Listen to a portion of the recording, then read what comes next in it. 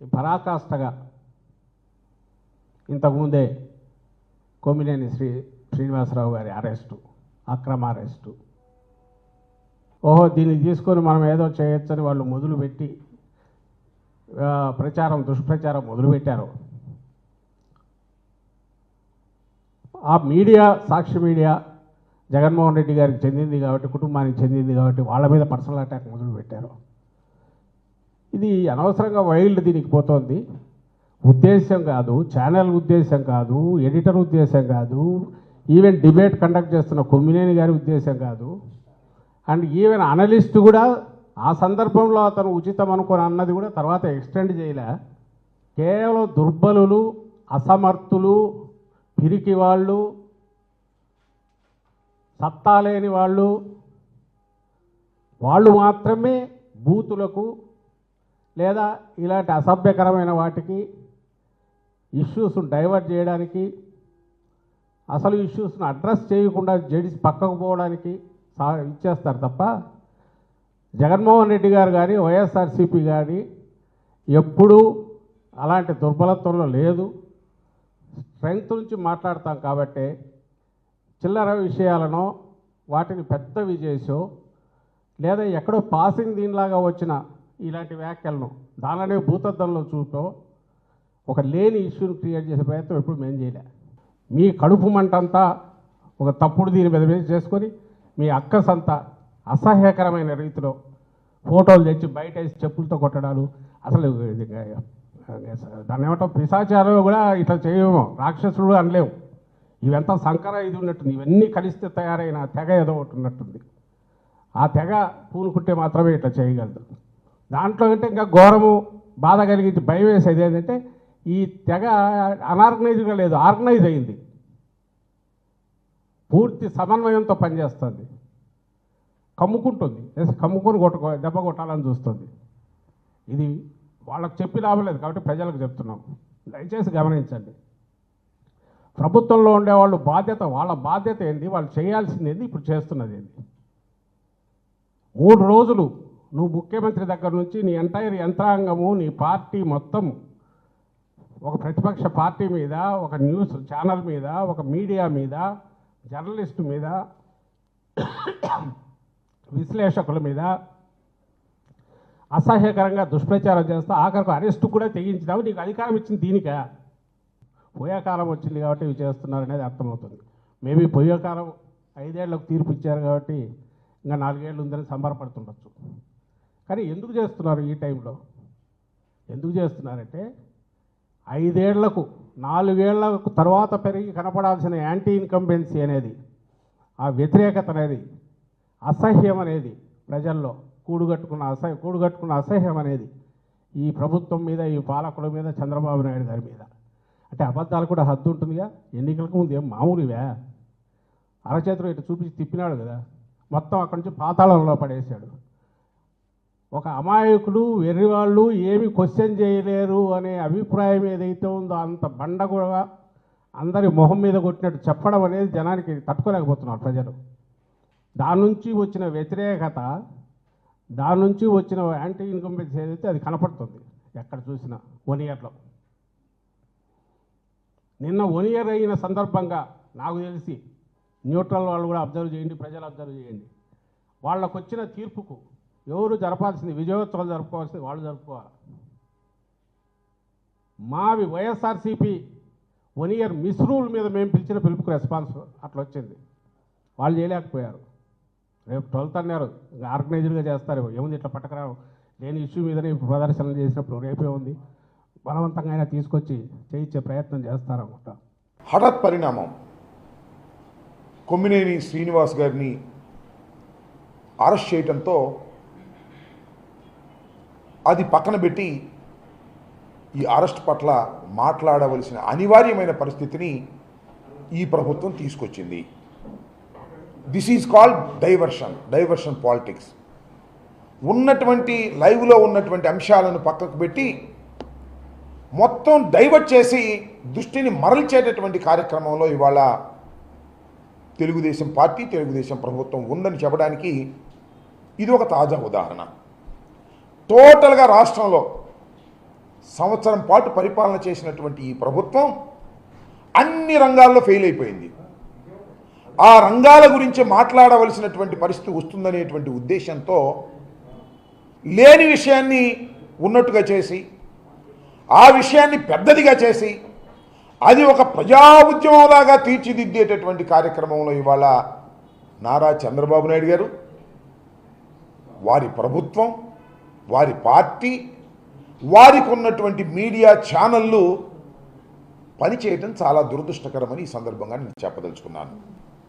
ఇవాళ కొత్తగా live show conduct చేయట్లేదు ఆయన. TV5లో, NTVలో, సాక్షిలో లైవ్ షోలు కండక్ట్ చేస్తూ వచ్చినటువంటి వ్యక్తి ఎక్కడ తప్పు చేయలేదు ఇంతవరకు నాకు తెలిసి.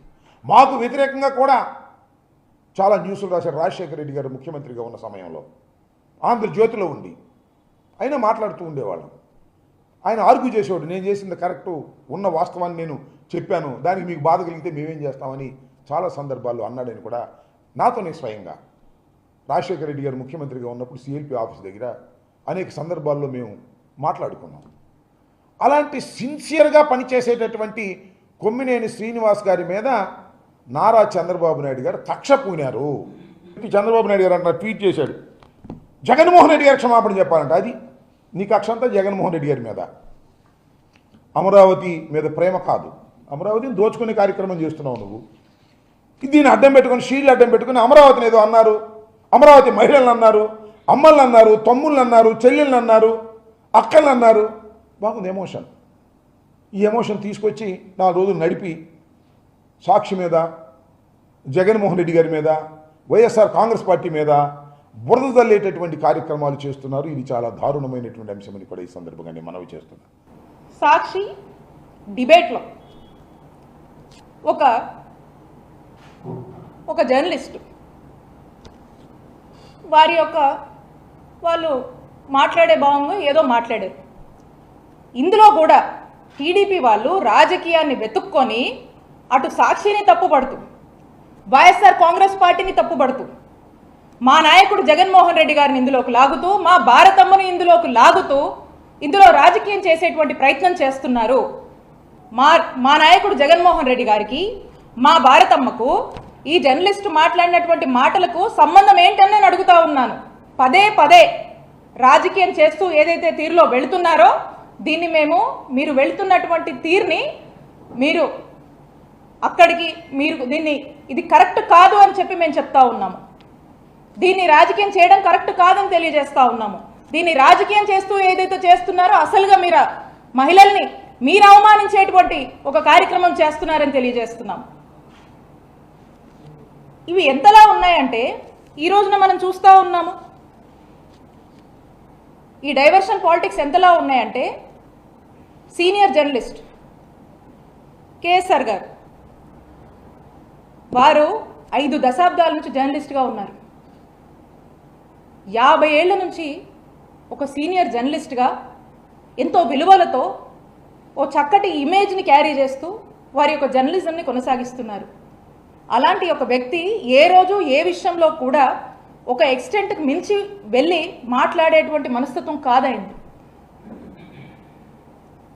న్యూట్రల్స్ కూడా తనని అప్రిషియేట్ చేసేటువంటి విధంగా తన యొక్క జర్నలిజం కొనసాగించారు వారి యొక్క దీంట్లో. అలాంటి వ్యక్తిని ఈ రోజున అరెస్ట్ చేశారు. అంటే ఈ రెడ్ బుక్ పాలన ఎక్కడ దాకా వచ్చిందంటే ఈరోజు జర్నలిస్టుల వరకు కూడా వచ్చింది. ఈ రెడ్ బుక్ పాలన ఎవరికి కూడా అతీతం కాదు అని ఈరోజు ఒక పరాకాష్ఠకి చేరింది అని చెప్పడానికే ఈరోజు ఈ కేఎస్ఆర్ గారి అరెస్ట్ని మనం చూడొచ్చని తెలియజేస్తున్నాము. ఏడాది కాలం నుంచి మనం చూస్తూ ఉన్నాము. ఏదైతే ఈ రెడ్ బుక్ పాలన మొదలుపెట్టారో సామాన్య కార్యకర్తల దగ్గర నుంచి వైఎస్ఆర్ కాంగ్రెస్ పార్టీ యాక్టివిస్టులు, సోషల్ మీడియాలో యాక్టివ్ ఉన్న వాళ్ళు, నాయకులు, మాజీ ఎమ్మెల్యేలు, మాజీ మంత్రులు, మాజీ ఎంపీలు, ఐఏఎస్లు, ఐపీఎస్లు ఈరోజు ఒక జర్నలిస్ట్ దగ్గరకు వచ్చింది. అంటే ఒక్కసారి ఆలోచన చేయండి ఏ విధంగా పరాకాష్ఠకి రెడ్ బుక్ పాలన చేరిందనేది. మరి ఈ రోజున ఆయన చూస్తే అందరూ చూశారు లైవ్లోనే. అది ఈవెన్ కేఎస్ఆర్ గారు వారు ఈ మాటలు మాట్లాడకపోయినా ఆ జర్నలిస్ట్ మాట్లాడినటువంటి మాటలకి కేఎస్ఆర్ గారు లైవ్లో సారీ చెప్పారు. అండ్ పైగా ఆ యొక్క డిస్కషన్ని ఆపే ప్రయత్నం కూడా చేశారు. అందరికి తెలుసు. ఇక్కడున్న మీ జర్నలిస్ట్ని కూడా అడుగుతా ఉన్నాను, ఈరోజు జర్నలిస్ట్ దాకా వస్తారా? జర్నలిస్టులకు ఈ విధంగా ఇలా అరెస్ట్ చేసేదాకా వెళ్తారా? ఆయన చేసిన తప్పేంటండి? అంటే ఒక్కసారి ఆలోచన చేయండి. ఏ విధంగా భయభ్రాంతులకు గురి చేస్తూ, ఒక టెర్రర్ని క్రియేట్ చేస్తూ, మనుషుల్ని ఒక టార్చర్ చేయడము, చంపేదాకా తీసుకెళ్లేటువంటి ప్రయత్నాలు ఈరోజు ఈ రెడ్ బుక్ పాలన చేస్తుంది కూటమి ప్రభుత్వం నాయకత్వంలో అని తెలియజేస్తున్నాము. ఈరోజు ఒక సీనియర్ జర్నలిస్ట్ డిబేట్లో భాగంగా ఆయన మాట్లాడితే ఆయన వ్యాఖ్యలను తెర మీదకి తీసుకొచ్చి దాని రాజకీయ రంగు పొలుముతూ జగన్మోహన్ రెడ్డి గారి మీద, ఈరోజు భారతమ్మ గారి మీద ఆపాదిస్తూ నీచ రాజకీయాలు చేస్తున్నారు. కేవలం డైవర్షన్ పాలిటిక్స్ మాత్రమే. ఈరోజు కొమ్మినేని గారిని అరెస్ట్ చేశారు. 70 సంవత్సరాలు దాటినటువంటి ఒక సీనియర్ జర్నలిస్ట్, ఆంధ్రప్రదేశ్లో అన్ని సంస్థల్లో కూడా మ్యాక్సిమం అన్ని సంస్థల్లో పనిచేసినటువంటి నిజాయితీ గల ఒక సీనియర్ జర్నలిస్ట్ని ఆయన వయసు కూడా చూడకుండా ఈరోజు అరెస్ట్ చేయడం, కనీసం ఆయన ఎక్కడ వ్యాఖ్యలు చేయలేదు. ఆ వ్యాఖ్యల్ని ఆయన నివారించడం జరిగింది. అంతేకాకుండా ఈరోజు ఈ అంశాన్ని వైఎస్ఆర్ కాంగ్రెస్ పార్టీ మీద, జగన్మోహన్ రెడ్డి గారి మీద, భారతి గారి మీద, భారతమ్మ మీద ఈరోజు ఆపాదించేటువంటి ప్రయత్నం. వైఎస్ఆర్ కాంగ్రెస్ పార్టీ ఆల్రెడీ చెప్పింది, ఇది ఖచ్చితంగా సమర్థనీయం కాదని. దీన్ని మేము ఖండిస్తున్నామని చెప్పేసి వైఎస్ఆర్ కాంగ్రెస్ పార్టీ ప్రకటన చేసింది, సాక్షి ప్రకటన చేసింది. అదేవిధంగా కొమ్మినేని గారు సారీ చెప్పారు, కృష్ణరాజు గారు సారీ చెప్పారు. అయినా కూడా ఇవన్నీ అనవసరం. ఆ అంశాన్ని తీసుకొచ్చి ఎలా డైవర్షన్ పాలిటిక్స్ చేయాలి, ఎలా జగన్మోహన్ రెడ్డి గారిని ఇందులోకి ఇరికించాలి, ఎలా భారతమ్మ గారిని విమర్శించాలి.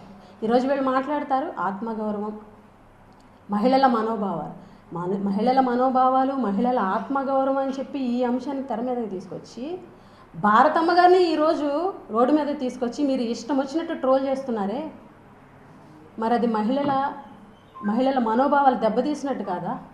ఆవిడ ఆత్మగౌరవాన్ని దెబ్బతీసినట్టు కాదా? అంటే మహిళల మనోభావాలు అంటే మీకు అనుకూలంగా ఉంటే మనోభావాలు, మీకు అనుకూలంగా ఉంటే ఆత్మగౌరవం.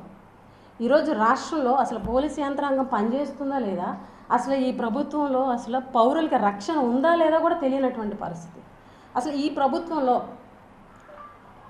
ప్రజల నుంచి ఫిర్యాదులు స్వీకరించి ఈ రాష్ట్రంలో కేసుల మీద అదుపు చేయడానికి అసలు పోలీస్ యంత్రాంగం పనిచేస్తుందా? నిఘా వ్యవస్థను పటిష్టం చేసుకొని, ఇంటెలిజెన్స్ని పటిష్టపరుచుకొని వీటన్నిటిని నివారించడానికి అసలు పోలీస్ యంత్రాంగానికి, ప్రభుత్వానికి అసలు చిత్తశుద్ధి ఉందా? అటువంటి ప్రయత్నం ఏమైనా చేశారా? ఇలాంటివి నివారించడానికి పోలీస్ యంత్రాంగం చేసినటువంటి ప్రయత్నం ఏంటి? నిజంగా నివారించడానికి ప్రయత్నం చేస్తే, వాళ్ళకి ఆ శ్రద్ధ ఉంటే ఈరోజు ఎందుకు ఇన్ని అఘాయిత్యాలు జరుగుతున్నాయి, ఎందుకు ఇన్ని నేరాలు జరుగుతున్నాయని చెప్పి మేము ప్రశ్నిస్తున్నాం. నిజాయితీగా గుండె మీద చేసుకొని ఈ రాష్ట్రంలో జరుగుతున్నటువంటి అఘాయిత్యాల మీద, ఈ రాష్ట్రంలో చిన్నపిల్లల మీద జరుగుతున్నటువంటి దాడుల మీద, మహిళల మీద జరుగుతున్నటువంటి అత్యాచారాల మీద ఇవి ఎలా అరికట్టాలి అని చెప్పి ఒక్క సమీక్ష అయినా సరే నిజాయితీగా చేశారా అని చెప్పి మిమ్మల్ని ప్రశ్నిస్తున్నాం. ఈరోజు ఎవ్వరికీ కూడా రక్షణ లేకుండా పోయింది. కేవలం మీ ప్రభుత్వంలో రాజకీయ కక్షలు, అక్రమ కేసులు, అక్రమంగా జైల్లో పెట్టడం, కూటమి పార్టీలు తప్ప మిగిలిన పార్టీలు ఎవరూ కూడా ఈ రాష్ట్రంలో ఉండకూడదు, ప్రతిపక్షాలనే ఉండకూడదు, మాట్లాడే ప్రతి ఒక్కరి మీద అక్రమ కేసు, గట్టిగా ప్రశ్నించే ప్రతి ఒక్కరి మీద అక్రమ కేసు పెట్టడం, జైల్లో పెట్టడం, ఐపీఎస్ల మీద కేసులు పెట్టేస్తారు, ఐఏఎస్ల మీద కేసులు పెట్టేస్తారు, జర్నలిస్టుల మీద కేసులు పెట్టేస్తారు, మీడియా వ్యవస్థల మీద కేసులు పెడతారు, ప్రశ్నించిన ప్రతి ఒక్కరి మీద కేసులు పెడతారు. అంటే ప్రతిపక్షం ఉండకూడదు, ప్రతిపక్ష మీడియా ఉండకూడదు, అసలు మిమ్మల్ని ప్రశ్నించకూడదు, మిమ్మల్ని నిలదీయకూడదు, మీ ప్రభుత్వంలో జరిగేటువంటి తప్పుల్ని ఎవరూ కూడా ప్రశ్నించకూడదు. ఇది ఎలా ఉంది అని అంటే ఒక ఆటవిక పాలనని ఈరోజు అద్దం పడుతుంది, ఒక ఆటవిక రాజ్యానికి, ఒక ఆటవిక పాలనకి అద్దం పడుతుంది.